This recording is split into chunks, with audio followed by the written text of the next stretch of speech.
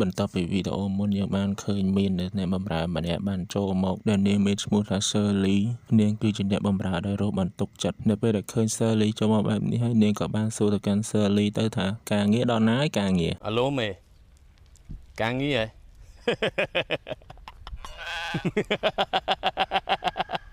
ប្រាជ័យមេ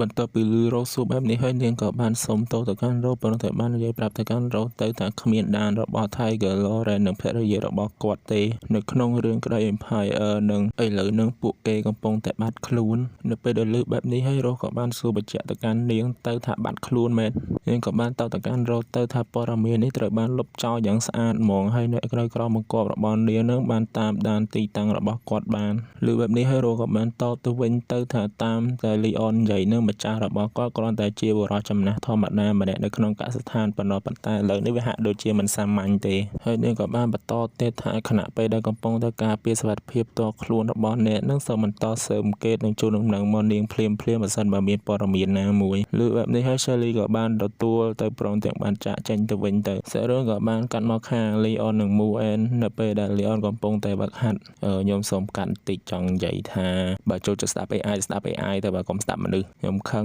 មែនតាអាខំធ្វើចង់ងាប់រហូតដល់ពេលសម្រាប់មានផងដល់ពេលធ្វើឲ្យមើលហើយមកថាមានគេធ្វើ AI ឯងបងបែរតែនៅយឺតទាំងទៀតគេមើល AI អស់ហើយមនុស្សចិនខ្ញុំហក់ផ្ទះ3ភ្លៀងហ្មងនិយាយមែនតាអត់មានយល់ថាមនុស្សធ្វើការស្អីហ៎ហិចមួយថ្ងៃមិន24ម៉ោងអង្គុយធ្វើតែរឿងឲ្យមើលមែនអត់មានលុយឯណាមានលុយណាស៊ីបាយស៊ីទឹករបល់យកឲ្យ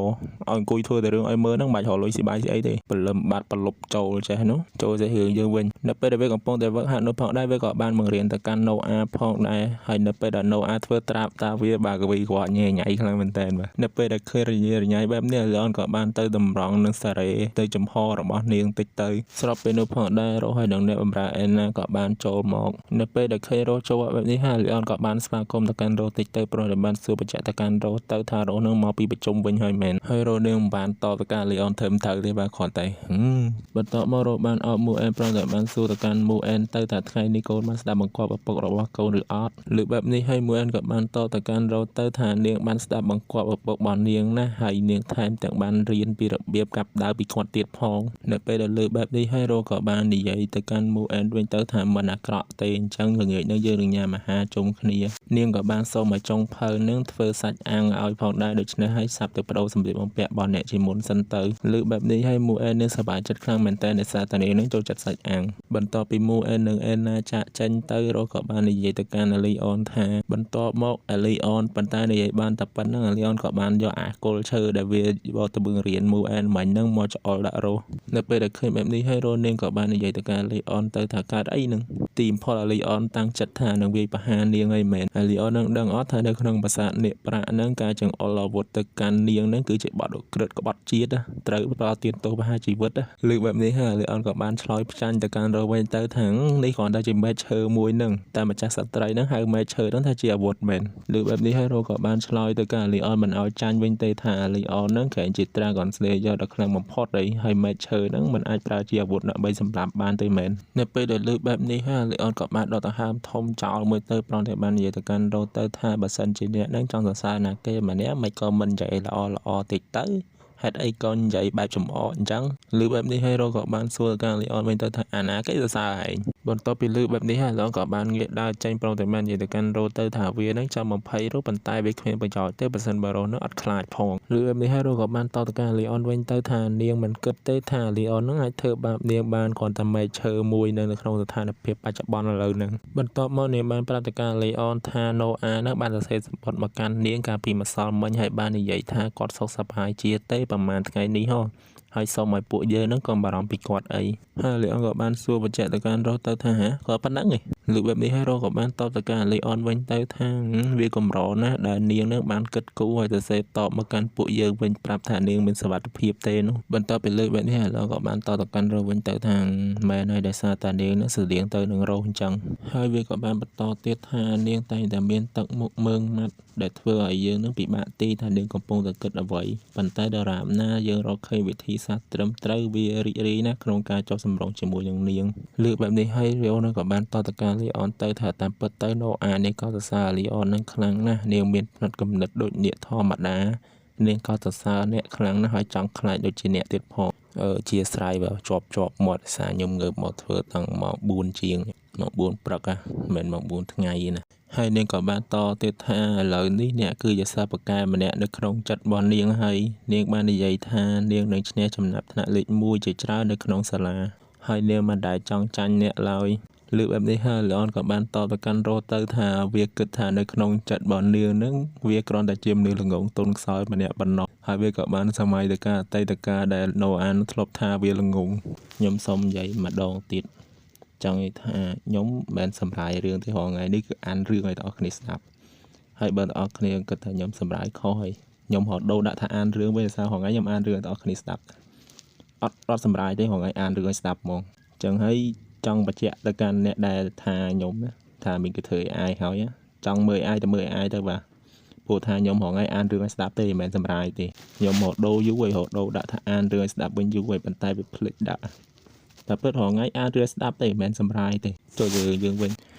បន្តមករកក៏បានតទៅការលីអនទៅថាពេលដែលអ្នកភ្ជាក់ពីដំណេកដំបងហ្នឹងណូអានាងកំពុងតែកិច្ចពីអ្នកនឹងមែនទេប៉ុន្តែតាមពិតទៅគាត់តែងតែទៅជួបអ្នកនៅពេលដែលអ្នកស្លាប់ហើយពេលខ្លះពេលនាងដឹងនាងតែងតែរកលេសថានាងទៅជួបមូអែនបើថាពេលដែលរកតាមតាន់ថាណូអានឹងទៅជួបអាលីអនប៉ុន្តែនាងបានរកលេសថានាងនឹងតាមពិតទៅជួបមូអែនទេលឺបែបនេះហើយលីអនក៏បានសោយទៅប្រដូចបាននិយាយទៅកាន់រោថាដូចតារោដែរហ្នឹងហើយរោក៏បានបន្តទៀតថាការដែលពួកគេនៅពីតូចហ្នឹងពួកគេនឹងយំហើយគ្មាននរណាអាចលួងលោមពួកគេបានទេប៉ុន្តែដរាបណាពួកគេត្រូវបានដាក់នៅក្បែរអ្នកពួកគេនឹងស្ងប់ចិត្តភ្លាមហ្មងប្រហែលជាមុនពេលដែលលីអននឹងដឹងខ្លួនចំណងឈាមរបស់អ្នកទាំងពីរនឹងបានចងទៅការរីអនរួចរាល់ហើយនេះគឺជារូបភាពពេលដែលពួកគេនៅទូចហើយបានយកទៅដាក់នៅដេកក្បែរលីអននឹងឯងស្រួលចំណាំទេបាទតាពណ៌ស្វាយនឹងណូអាថាណូអាគាត់ចូលចិត្តពណ៌ស្វាយមូអែនចូលចិត្តពណ៌ខៀវឯងនៅពេលដែលលឺរោនិយាយបែបនេះវាក៏ចាប់ផ្ដើមមើលទៅកាន់ដៃរបស់វាព្រមតែបាននិយាយថាតំណងឈាមវាចម្លែកបន្តិចវាគឺជាក្មេងកំព្រាវាមិនដែលជួបប្រទះនូវក្តីស្រឡាញ់របស់ឪពុកម្ដាយទេកាលពីវានៅពីក្មេងនោះហើយវាមិនដឹងថាសេចក្តីស្រឡាញ់ក្នុងគ្រួសារនេះគឺជាអ្វីទេសាររឿងក៏បានបង្ហាញរូបភាពកាលពីអតីតកាលរបស់វាផងដែរដែលវាកំពុងអង្គុយស្ងប់ម្នាក់ឯងហើយក៏បានបន្តទៀតថាការដែលវាមានអាយុ5ឆ្នាំចៅហ្វាយរបស់វានឹងនៅប្រពន្ធរបស់គាត់បានយកវាទៅចិញ្ចឹមទោះបីជាយើងមិនមែនជាសាច់ញាតិសាច់ឈាមនឹងគ្នាក៏ដោយក៏ពួកគេប្រព្រឹត្តចំពោះវានឹងដូចជាកូនប្រុសរបស់ពួកគេអញ្ចឹងហើយនេះគឺជាលើកដំបូងមកវាដែលវាមានគំនិតថានេះគឺជាផ្ទះរបស់វាប៉ុន្តែពេលខ្លះវាក៏មានអារម្មណ៍ថាវាបាត់បង់ដែរនៅក្នុងចិត្តរបស់វានឹងនៅពេលដែលវាសម្លឹងមើលទៅកាន់គ្រួសារផ្សេងហើយកូនរបស់ពួកគេហៅពុកម្ដាយរបស់គេអញ្ចឹងទៅហើយកាលបើវានៅពីក្មេងនោះវាក៏ធ្លាប់និយាយថាប៉ះសិនបើចៅហ្វាយរបស់វានឹងនៅប្រពន្ធរបស់គាត់នឹងគឺជាពុកម្ដាយពិតរបស់វាវិញយើងមើលតែទឹកមុខវាក៏ដឹងថាកំសត់ប៉ុណ្ណាដែរបាទសម្រាប់ខ្ញុំអ្នកអង្គអានេះក៏ចង់សក់ទឹកភ្នែកដែរហើយនៅក្នុងកំឡុងពេលនោះផងដែរប្រពន្ធរបស់ម្ចាស់វានឹងបាននិយាយមកកាន់វាថាលីអនអ្នកនឹងខ្លាចទៅជាឪពុករបស់អ្នកដតីនៅពេលអនាគតនៅពេលដែលលើបែបនេះហើយលីអនវាឆ្ងល់មែនតើថាឪពុកហើយវាក៏បានមើលឃើញនៅរស់មូអែនហើយនៅណូអាព្រមទាំងបាននិយាយថាមែនហើយពួកគេនឹងខ្លាចជាសាច់ឈាមដែលខាប់ជាងទឹកទៅទៀតជាអ្នកប្រមាញ់គ្រួសារដែលមានសេចក្តីស្រឡាញ់នឹងធ្វើឲ្យវាស្រឡាញ់នឹងខ្វាយខ្វល់គ្រប់ពេលវេលាហើយវាក៏បាននិយាយនៅក្នុងចិត្តផងដែរថាមែនហើយពួកគេគឺជាសមាជិកគ្រួសារដែលវាស្រឡាញ់បំផុតឥឡូវហ្នឹងនៅពេលនោះផងដែររកក៏បាននិយាយទៅកាន់លីអនទៅថាលីអនហ្នឹងពោយកសពឃើញអីហ្នឹងហើយពួកយើងគួរតែត្រឡប់ទៅវិញអត់ឥឡូវហ្នឹងនៅពេលដែលលើកបែបនេះហើយល្អនវាភ្ញាក់ខ្លាំងមែនតើព្រោះនៅបាននិយាយទៅកាន់រោទៅថាគ្មានអីទេអរគុណដែលបានប្រាប់វារឿងនេះឥឡូវត្រឡប់ទៅវិញហ្មងតោះហើយបើយើងក៏លេចមកមើលរោវិញនាងបានឆ្កឹះស្បែកជើងរបស់នាងបន្តិចនៅពេលដែលឃើញបែបនេះហើយល្អនវាឆ្កោខ្លាំងមែនតើព្រោះតែបានសួរទៅកាន់រោទៅថាកាត់អីឮបែបនេះហើយរោក៏បានតទៅកាន់លីអនទៅថាដោយសារតាលីអនហ្នឹងចង់អរគុណនាងអញ្ចឹងហើយជួយបែបជើងឲ្យនាងតិចទៅឮបែបនេះហើយបណ្ដាលីអនវាដាក់សញ្ញាសួរពេញគ្រូក្បាលតែម្ដងបាទបន្ទាប់មក chapter ទី22របស់យើងក៏បានចូលមកដល់ទីបញ្ចប់ចប់ហើយរឿងមានប៉ុណ្ណាចូលប៉ុណ្ណឹងសិនណាកុំឲ្យថាចេញយឺតពេកយកប៉ុណ្ណឹងសិនណាមួយ chapter អញ្ចឹងលឿនទេយកគាត់ថាវាអត់បាន10នាទីអញ្ចឹងណាផុសតិចពេកគេថាតិចម៉េះបងផុសច្រើនมันមានអ្នកមើលផុសតិចពេកអត់មានអ្នកមើលតិចម៉េះបងកុំឲ្យថាចាត់ដាច់ពេកលើខ្ញុំឲ្យមួយ chapter ទៀតបន្ទាប់ពីលីអនបានលឺរស់ឲ្យវាពាក់ស្បែកជើងឲ្យនាងហើយវាក៏បាននិយាយឡើងថាហេ ឲ្យវានឹងជួយប៉ែស្បែកជើងឲ្យនាងឃើញផ្លូវទេវាជាការអាមិនគ្រប់គ្រាន់ហើយដែលខ្ញុំបានលេងជើងរបស់អ្នកកាលពីលើកមុនហើយឥឡូវនេះអ្នកចង់ឲ្យខ្ញុំប៉ែស្បែកជើងឲ្យអ្នកទៀតតើខ្ញុំនៅមានសេចក្តីថ្លៃថ្នូរទៀតទេនៅពេលដែលគាត់បានទាត់អាលីអនមកជើងទៅប្រងតែបាននិយាយថានាងមិនទាន់បានដោះស្រាយរឿងជាមួយអាលីអនផងចំពោះការថើបនាងទៅពេលចូលរៀនរបស់ណូអាហើយឥឡូវនេះអ្នកមិនអាចជួយនាងសម្បីតែពាក់ស្បែកជើងឲ្យនាងបានទេឬឈប់និយាយរឿងមិនសមហេតុផលទៀតទៅហើយឆាប់ពាក់ស្បែកជើងនាងមកបានត្រឡប់ទៅវិញលឺបែបនេះហើយលីអនក៏បានតបទៅកាន់រ៉ូទៅថាយល់ព្រមឥឡូវនឹងវាពាក់ឲ្យនាងក៏បានដែរប្រងតែបានយកស្បែកជើងមកពាក់ឲ្យនាងផងដែរនៅពេលដែលវាកំពុងតែនិយាយនោះឃើញបែបនេះហើយរ៉ូក៏បាននិយាយទៅកាន់លីអនទៅថាទោះបីជាអ្នកនោះនិយាយស្ទាក់ស្ទើរក៏ដោយប៉ុន្តែចលនារបស់អ្នកនឹងដូចលឿនដល់ហើយនេះលឺបែបនេះហើយលោកក៏បានតបទៅកាន់រ៉ូវិញទៅថាត្រូវហើយវាងាយស្រួលជាងក្នុងការប៉ែស្បែកជើងឲ្យសត្វលាទៀតហ៎គ្រាន់តែលឺបែបនេះភ្លាមរស់នាងខ្លាំងមែនតែប្រងតែបានកវាត់ទាត់អាលីអនមកជើងមិនតែអាលីអនវាបានគេចផុតនៅពេលដែលវាគេចផុតបែបនេះហើយបណ្ដាវាឌឺរស់លើដើមប្រងតែបាននិយាយទៅកាន់រ៉ូទៅថាដរាបណាវារត់លឿនណានាងនឹងមិនអាចទាត់វាបានឡើយបណ្ដារស់នឹងម៉ៅចិត្តខ្លាំងមែនតែប្រងតែបានគិតថាទោះបីជាអាលីអននឹងរត់លឿនយ៉ាងណាក៏ដោយវាមានន័យអីទៅចាំមើលយកដល់អាលីអននឹងជួបបញ្ហាហើយសាច់រឿងក៏បានកាត់មកពី3ថ្ងៃក្រោយយើងបានឃើញថាមូអែននាងបាននិយាយថាមកនេះតែដឹងមកអីទេបាទហើយនៅខាងលើក្បាលរបស់ពួកគេនេះគឺមាននាគយ៉ាងធំមួយក្បាលកំពុងតែហោះនៅលើពួកគេនៅពេលដែលឃើញបែបនេះហើយលោកក៏បាននិយាយទៅកាន់រ៉ូទៅថានាគនេះធំជាងរូបរាងរបស់រ៉ូដែលបានប្រែកាឡាច្រើនដងណាហើយនាគនេះផងដែរគឺជានាគ Dragon Leviathan ខ្ញុំអានអត់តអស់ទេបាទក៏ខ្ញុំឃើញរូបរាងនាគនេះខ្ញុំថាអានាគនឹងប្រហែល Leviathan ណាមានអី Leviathan មែននៅពេលដែលឃើញបែបនេះហើយរ៉ូក៏បានបញ្យល់ទៅកាន់លេអនទៅថានាគយក្ស Leviathan ហ្នឹងគឺមានទំហំធំសម្បើមខ្លាំងមែនតែប៉ុន្តែមិនសូវមានកម្លាំងខ្លាំងនោះទេដោយសារតែការស៊ូទ្រាំដ៏អស្ចារ្យ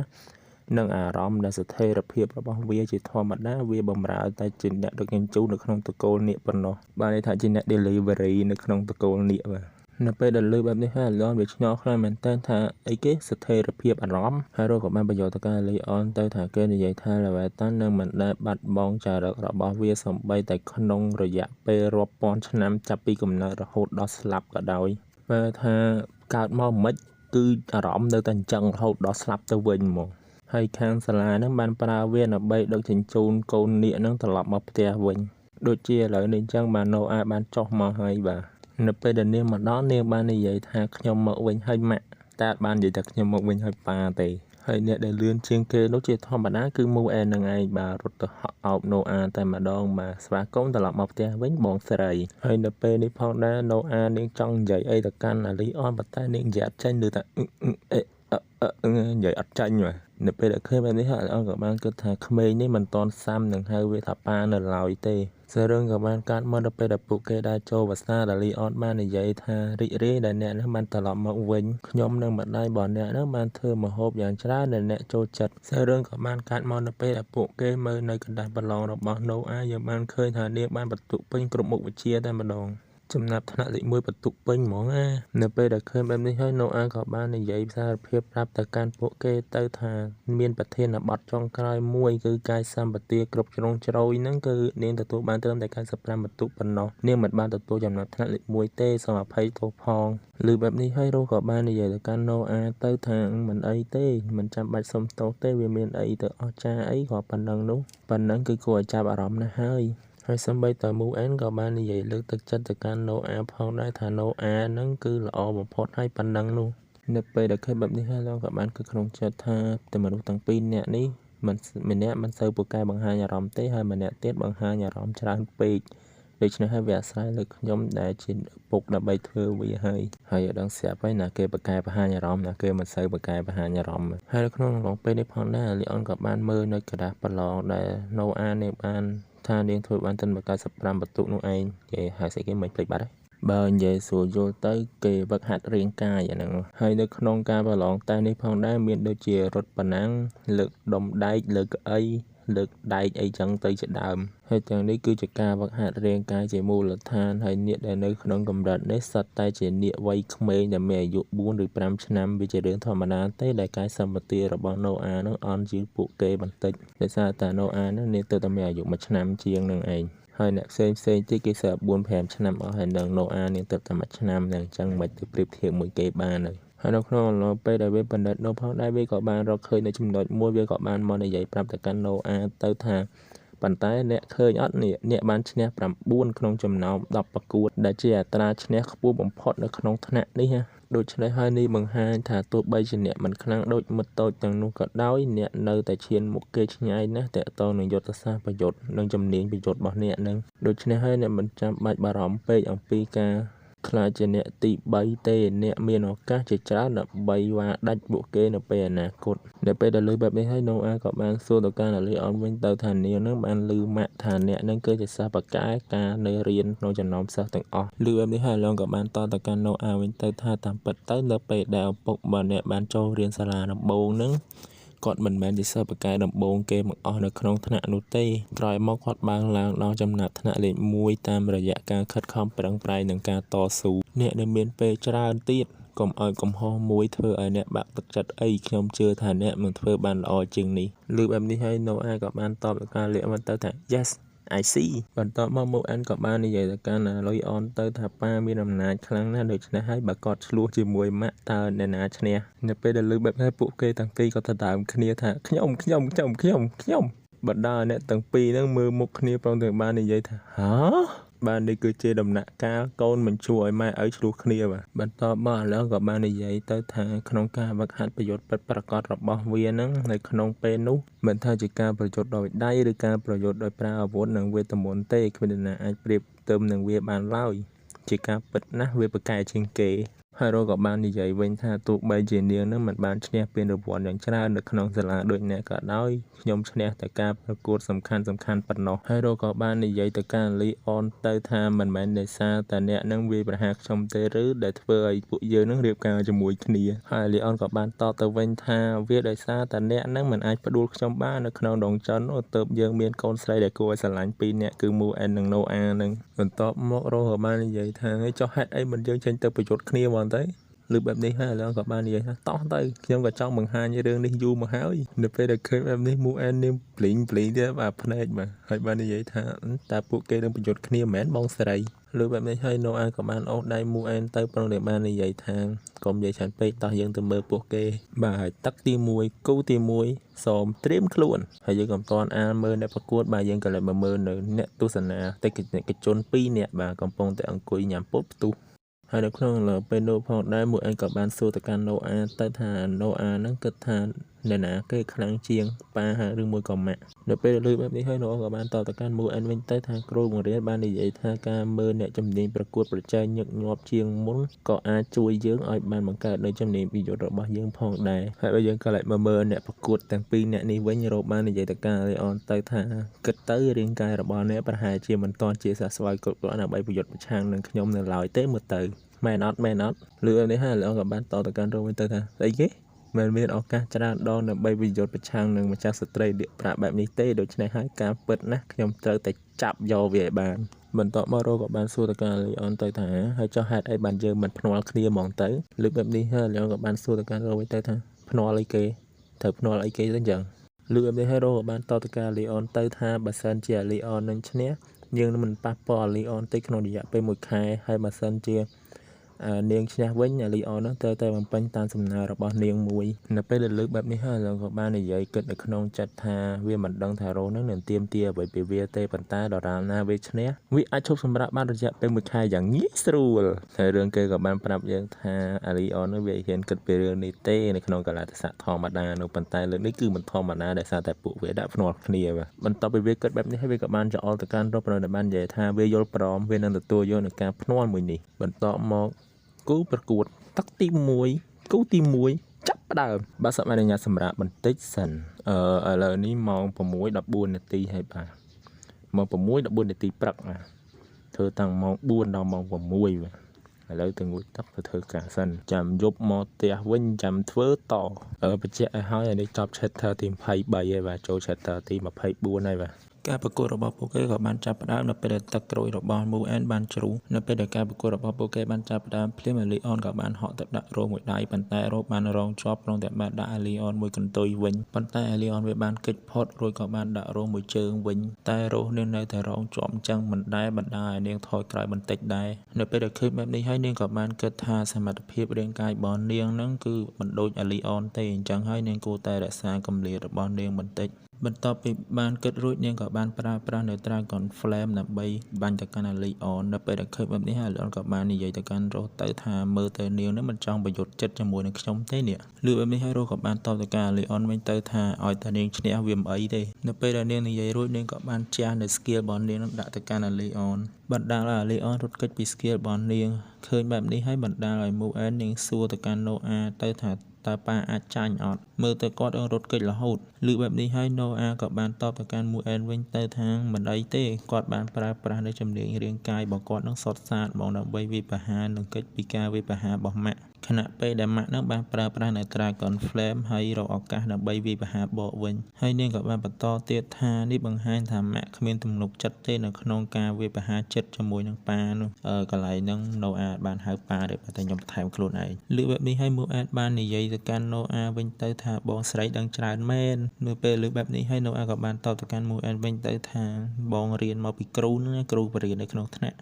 ចង់បញ្ជាក់ថាខ្ញុំរយៈសូវឮទេភាសាតែឥឡូវហ្នឹងខ្ញុំកំពុងនៅកន្លែងធ្វើការបាទហើយម៉ោងនេះគឺជាម៉ោង 2:40 នាទីជាងម៉ោងសម្រាប់បាទម៉ោង 1 ចូលធ្វើការវិញហើយក៏ឆ្លៀតបញ្ចូលបានមួយ chapter នៅទៀតទៅសារ chapter ហ្នឹងគឺវាយគ្នាសុទ្ធហ្មងអញ្ចឹងអត់សូវមានសាច់រឿងទេគឺសាច់រឿងវាយគ្នានឹងឯងបាទសាច់រឿងថង chapter នេះគឺបង្ហាញថា Moon នាងទៅរៀនបានអីមកវិញខ្លះហ្នឹងឯងហើយនឹងយើងបានមើលនៅការប្រយុទ្ធរបស់ Leon ជាមួយនឹង Rose បើយើងក្រឡេកមកមើលនៅការប្រយុទ្ធរបស់ពួកគេទាំងពីរវិញនៅពេលនេះយើងបានឃើញថា Rose នាងកំពុងតែប្រើប្រាស់នៅ Dragon Flame នឹងបាញ់ទៅកាន់ Leon បណ្ដាប្រតែបាននិយាយទៅកាន់ Leon ទៅថា Leon នឹងលឿនណាស់ចឹងហើយព្យាយាមចូលមកវាយនេះឲ្យចិត្តមកនេះគឺជាការនិយាយឌឺរបស់រោតកា Leon ឮបែបនេះហើយ Leon ក៏បានទៅកាន់រោវិញទៅថា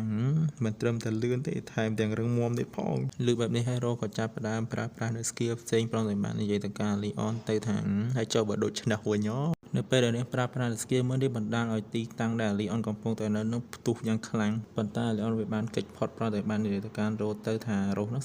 slow មែនតើបាទយឺតខ្លាំងណាស់ហើយការគេចរបស់វាមួយនេះគឺវាប្រើប្រាស់នៅវេទមន្ត Lightning របស់វានឹងឯងបើមិនប្រើគេចផុតទេបាទមើលទៅឃើញបែបនេះហើយរោក៏បានគិតនៅក្នុងចិត្តថា Leon នឹងវាបានប្រើប្រាស់នៅវេទមន្ត Lightning ដើម្បីពង្រឹងរាងកាយរបស់វាឲ្យលឿនជាងមុនក្នុងអំឡុងពេលនោះផងដែរ Leon វាបាននិយាយថាគ្មាននរណាគេម្នាក់អាចនៅពេលដែលវានិយាយដល់ត្រឹមនេះវាក៏ចាប់ផ្ដើមហក់មកវាយរោព្រមតែបាននិយាយថាគ្មានណាគេនឹងអាចដកនៅវិសមការរយៈពេល1ខែរបស់វាបានទេហើយនៅក្នុងអំឡុងពេលដែល Leon កំពុងតែសាប់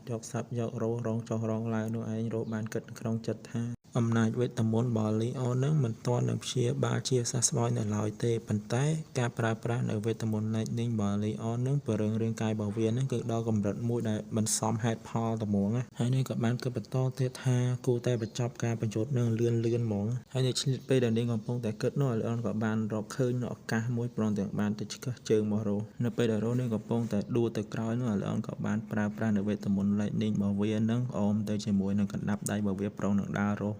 ហើយបាននិយាយឡើងថាវាឈ្នះហើយប៉ុន្តែវាបែរជាមិនបានដើររស់ទេវាបែរជាទៅចាប់ដៃរស់វិញហើយធ្វើការចាប់ទាញនាងមកអបជាខែតែម្ដងបាទគេវាយគ្នាបែបផ្អែមល្ហែមនៅក្នុងអំឡុងពេលដែលពួកគេកំពុងតែអៀនគ្នានោះផងដែរស្ដាប់តែរ៉ូនេះបានប្រើប្រាស់នៅ Dragon Flame នេះដាក់ទ្រូងអា Leon បណ្ដាអា Leon នេះភ្ញាក់ផ្អើលខ្លាំងមែនទែនតែឆេះអាវវាអើយប៉ុន្តែនៅពេលដែលភ្លើងនោះឆេះអស់ទៅ Leon វាបាននិយាយឡើងថាអត់ក្តៅផងណានៅពេលដែលឃើញបែបនេះហើយរ៉ូក៏បាននិយាយទៅការ Leon ទៅថាសមរភូមិមិនទាន់ចប់ផងហើយធ្វើឲ្យមានរឿងរំខានចិត្តបែបនេះបានដោយរបៀបណានៅក្នុងអំឡុងពេលនោះផងដែរ Moon និង Noah ក៏បានដើរចូលមក Moon ក៏បានសួរទៅកាន់អ្នកទាំងពីរទៅថាប៉ាម៉ាក់តើណាគេអ្នកឈ្នះនៅទីបញ្ចប់លើកបែបនេះហើយក៏បាននិយាយវិញទៅថាវាធ្វើប្រហែសនៅទីបញ្ចប់ដូច្នេះហើយលើកនេះវាចាញ់ឃើញបែបនេះហើយរ៉ូក៏បាននិយាយទៅកាន់ Leon សរសើរបន្តិចទៅថានាងពិតជាទទួលស្គាល់ថា Leon នោះវាពិតជាខ្លាំងមែនដោយអត់មានគ្រឿងសឹកនិងអាវុធវេទមន្ត Leon នឹងអាចយកឈ្នះនាងបានដោយគ្រាន់តែប្រើប្រាស់ដល់រាងកាយរបស់វាប៉ុណ្ណោះមុន Leon នឹងគ្មានណាគេអាចធ្វើបែបនេះបានទេក្រៅពី Leon នឹងឯងលើបែបនេះហើយ Leon ក៏បានចាប់ផ្ដើមនិយាយទៅកាន់ Rose វិញទៅថាអត់ទេ តែបើសិនជាវាប្រយុទ្ធអស់ពីកម្លាំងរបស់វាវិញវាពិតជាអាចយកឈ្នះរស់បានលើបែបនេះហើយរស់ក៏បាននិយាយទៅការលីអនទៅថាវាជាការប្រសើរណាស់ដែលលីអននឹងទទួលស្គាល់ថាលើកនេះវាបរាជ័យដូច្នេះហើយកុំភ្លេចនឹងការភ្នាល់របស់ពួកគេគ្រាន់តែលើបែបនេះភ្លាមម្ដងអាលីអនវាក្អួតឈាមតែម្ដងមកដោយសារតែវាភ្លេចពីការភ្នាល់នឹងបាត់ទៅហើយក៏ចាប់ផ្ដើមដួលដេកដីបាត់ទៅបណ្ដាលឲ្យមួអែនឹងសួរទៅកាន់រស់ទៅថាម៉ាក់ប៉ាស្លាប់បាត់នៅណាលើបែបនេះហើយរកក៏បានតបទៅកាន់ពួកគេវិញទៅថាមិនអីទេគាត់គ្រាន់តែប្រើកម្លាំងច្រើនពេកហើយដួលសន្លប់ដោយសារតែអស់កម្លាំងណាគាត់នឹងជាសះស្បើយឆាប់នេះហើយចប់បាទសូមអនុញ្ញាតសម្រាប់បន្តិចសិនអត់មែនតិចទេចប់ហ្មងវីដេអូហ្នឹងចប់ប៉ុណ្ណឹងចាំភាគក្រោយដល់វគ្គឈុតឆាកសាហាវខូខើគួយខ្លាចខ្ញុំមិនតាន់បានអានទេបាទគ្រាន់អូសមើលតិចទៅវាខូខើគួយខ្លាចមិនធម្មតា